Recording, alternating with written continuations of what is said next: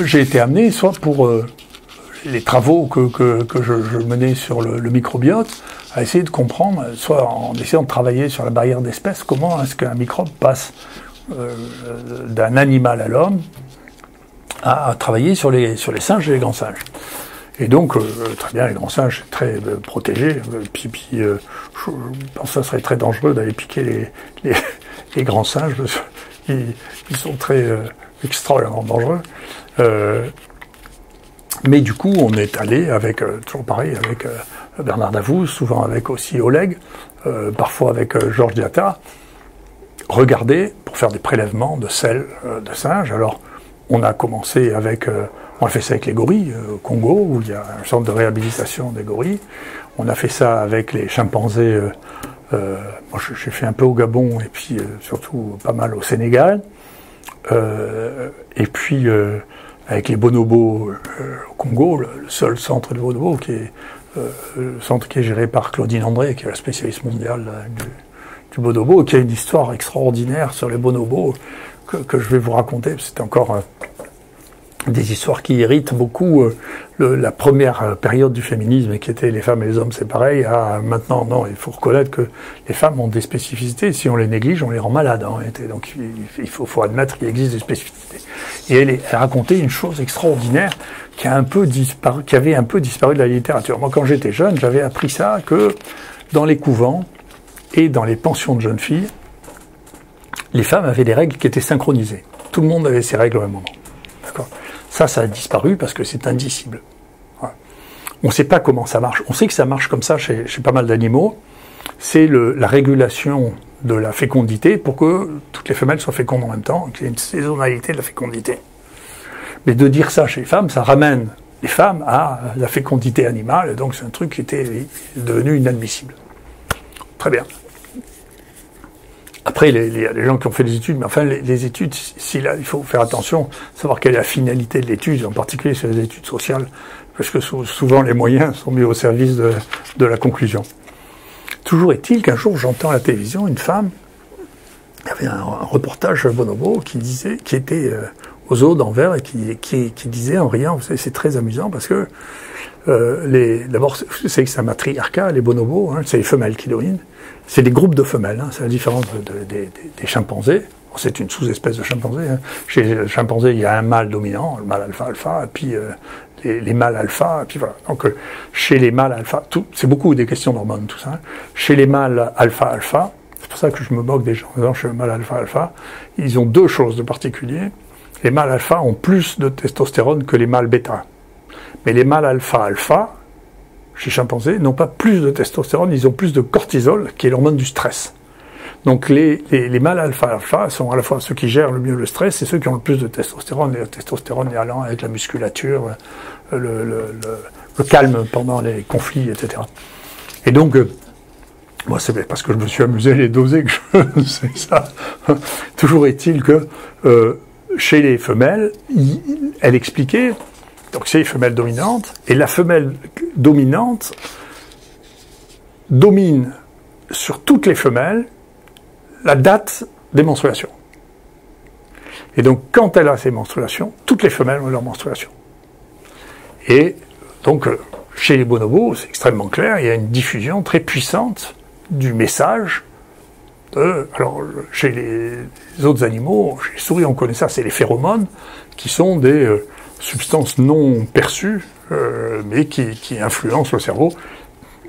C'est très difficile à identifier, parce que chez l'homme, on n'a pas de modèle. Alors, il y a des gens qui pensent qu'il n'y a pas de phéromones chez l'homme, parce que l'endroit dans lequel les récepteurs de phéromones se trouvent, le cerveau dans lequel ça se trouve chez la souris, n'existe pas chez l'homme. Toujours est-il qu'il existe un certain nombre de signaux qui sont non détectés par nos organes sensitifs, donc c'est la perception extrasensorielle. On ne le sent pas, mais elle existe. Et cette femme se met à rire, et elle me dit, écoutez, c'est d'ailleurs amusant, parce que nous, je ne sais pas pourquoi, là aussi, je sais pas si c'est hormonal ou si c'est culturel, mais les spécialistes des grands singes sont les femmes. C'est les plus grands spécialistes au monde, c'est toujours les femmes. Je ne sais pas pourquoi, c'est les femmes qui sont plus intéressées par la vie des grands singes, et qui ont les plus grandes stars de la primatologie sont les femmes. Et donc, elle, qui était la plus grande spécialiste mondiale des bonobos, parce que les bonobos sont dans le Congo ex-belge, et qu'elle est une investigatrice belge, mariée avec un Congolais, donc elle s'est intéressée à ça, et elle rit, elle dit, mais vous savez, nous qui travaillons dans ce zoo, toutes les femmes sont aussi réglées par la femelle dominante des bonobos. On a toutes nos règles en même temps que la femelle dominante des bonobos. Donc c'est rigolo, vous voyez la puissance de contrainte, d'information de la femelle bonobo est inouïe. Hein. Et donc, quand je suis allé faire cette investigation, je n'avais pas reconnu que c'était elle, mais je m'en doutais, et donc on est parti, je sais pas, on a passé un mois avec, pareil, Davoust, et aller voir les bonobos. Donc, d'une part, à Kinshasa, l'endroit dans lequel ils recueillent les bonobos, parce qu'il y a beaucoup de bébés bonobos qui sont récupérés par les braconniers qui vendent les mères pour les manger. Et les bébés, ils les vendent, parce que c'est très adulte, vous ne pouvez pas garder un bonobo, c'est trop fort, c'est trop puissant. Mais petit, c'est des animaux très familiers, très gentils. Et donc, eux rachètent ces jeunes bonobos, et puis ils les réhabilitent, et ensuite ils les relâchent dans la forêt. Donc, on a vu le centre de réhabilitation, d'une part. D'autre part, on est allé pour voir ceux qui étaient dans la forêt, pour collecter, et d'ailleurs comparer les selles de ceux qui étaient libres et de ceux qui étaient qui étaient encore à Kinshasa. Donc, on a vu un peu tous ces animaux pour comprendre, d'une part, les relations. Ça vous apprend d'ailleurs beaucoup hein, sur les humains. Et quand on a eu... Alors, c'est une des raisons pour lesquelles... on a pu avoir des prélèvements pour voir s'il y avait la syphilis chez les chimpanzés, par exemple. Chez les bonobos, on voulait faire un travail, puis on avait envoyé ça à l'ANRS, malheureusement, enfin au centre de recherche en France, l'ANR, et malheureusement, ils n'ont pas pris, ce qui est fou, parce qu'il y a une collecte de données sur les bonobos extraordinaire, y compris pendant les épidémies, puis c'est les animaux qui sont les plus proches de nous, eux, ils ont absolument tous les prélèvements, toutes les données, on aurait pu analyser ça et tenter de comprendre vraiment tout ça. Bon, ça n'a pas été financé, donc le projet a été abandonné. Mais quand on est allé voir les gorilles, il y avait un gorille qui était... Donc il y avait 3 mâles gorilles adultes, et il y en avait un, c'est mouillé comme des tailles, hein, les mâles gorilles, c'est très spécial. Hein, quand même. Alors c'est intéressant parce que quand on rentrait dans ce centre de réhabilitation, un papier qui disait que c'était le mythe de King Kong, tout ça, c'est braves bêtes et tout. Mais enfin, quand on discutait avec les gens qui regardaient les gorilles, c'est pas les braves bêtes du tout. Quand ils se baladent, ils ont 4 Kalachnikov pour leur tirer dessus, ou tirer d'abord en l'air, tirer après au-dessus de l'épaule, pour les arrêter, parce que c'est des animaux dangereux, c'est extraordinairement dangereux. C'est sûr, si vous les regardez de loin, vous risquez, enfin, si vous vous approchez, ils n'aiment pas ça du tout, ils deviennent extrêmement dangereux. Toujours est-il qu'il y en a un qui est isolé, qu'on peut mettre avec personne, et on regarde, et bouge de travers comme ça.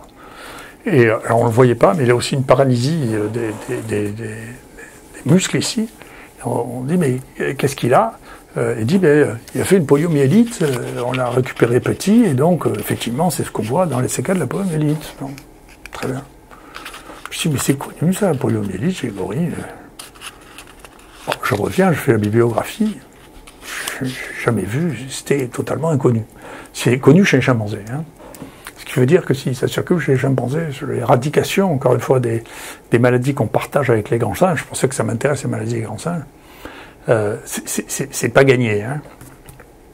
Donc on voit ce gorille-là, donc ça me met le truc, puis je me dis, bon, il peut pas être porteur du virus maintenant depuis si longtemps, mais peut-être qu'il y a des anticorps, s'il a été malade avec la poliomyélite, il va avoir des anticorps contre ça, et donc on va regarder dans les selles si on arrive à détecter les anticorps.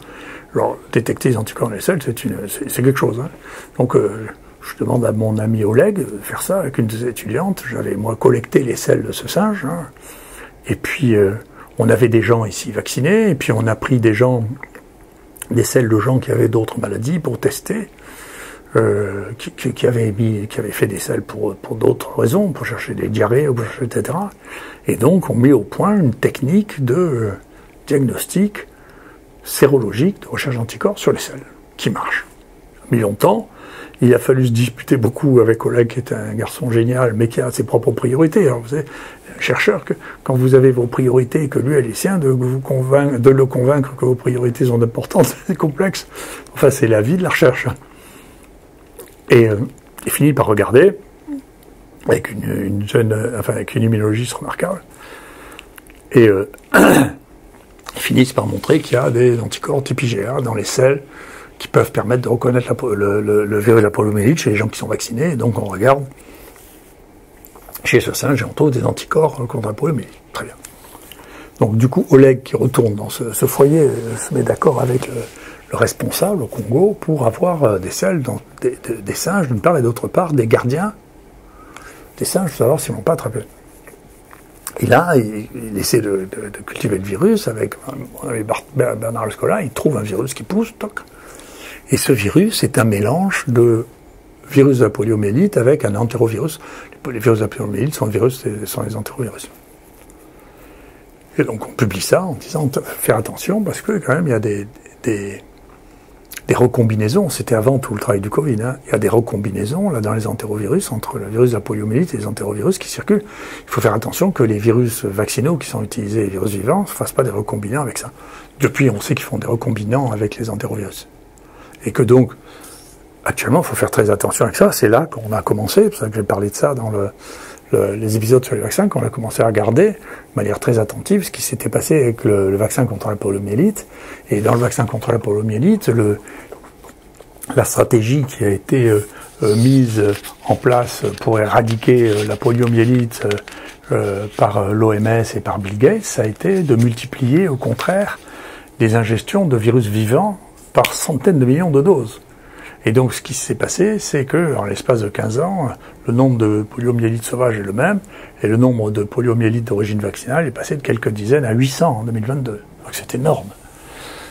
Et donc, il est possible que les choses même aillent des choses. Donc, si les gens ont peur des virus qui sortent des laboratoires, ça, c'est vraiment un virus qui sort d'un laboratoire et qui a été utilisé de manière, si vous voulez, comme les gens s'entêtent quand quelque chose ne marche pas, de faire de plus en plus, plutôt que de dire on va faire du vaccin inactivé, qui a permis d'éradiquer la poliomyélite dans 90% des pays, quand même. Hein.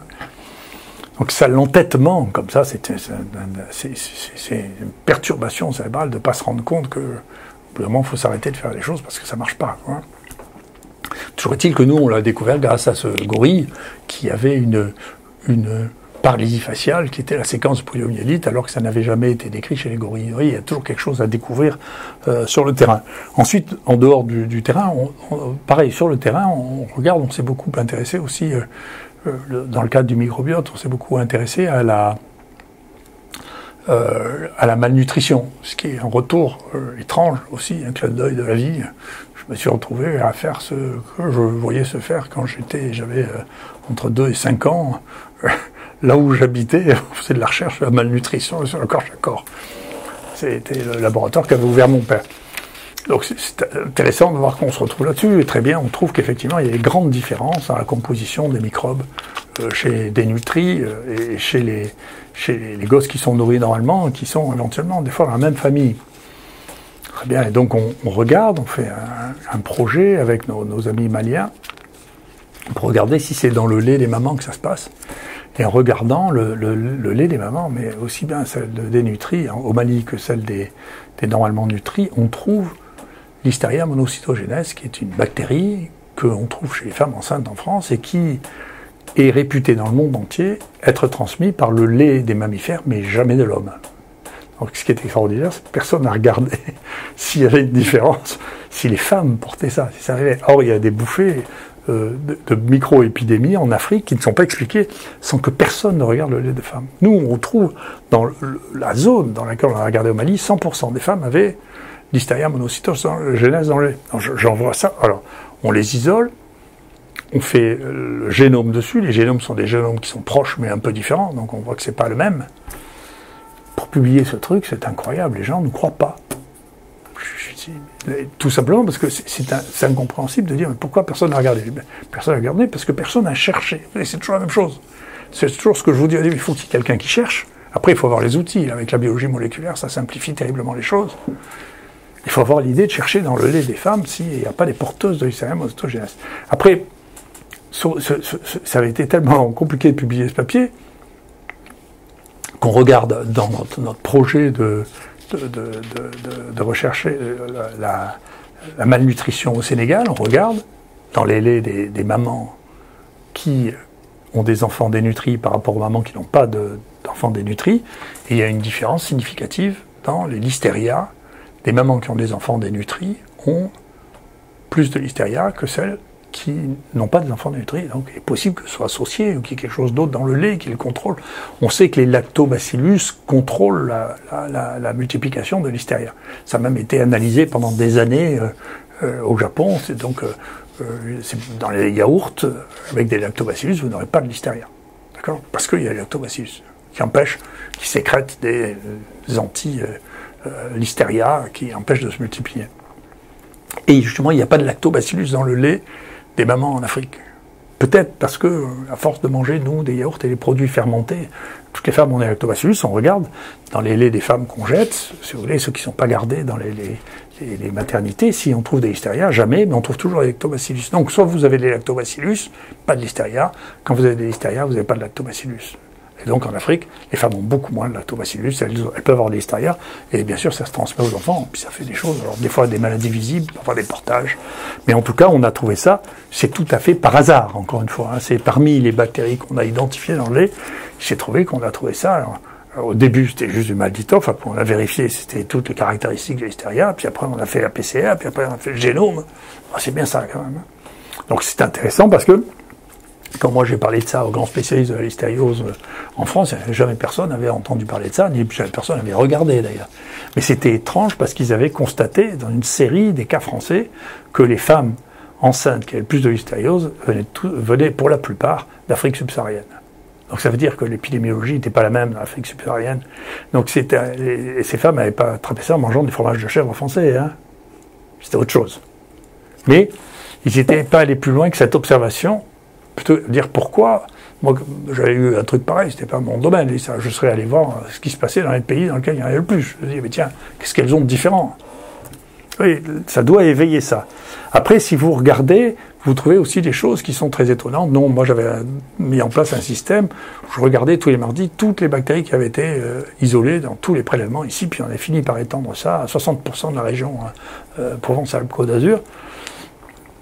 Et une année, on a vu qu'il y avait une augmentation considérable des entérocoques, Enterococcus faecalis, dans les urines, au début d'année. À Marseille, ça augmente de manière considérable, alors que ça n'augmentait pas dans la ville à côté. Et quand on regarde à Marseille, on regarde l'adresse postale, pouf, c'était tout dans le quartier nord. Donc, vous voyez, qu'est-ce qui se passe?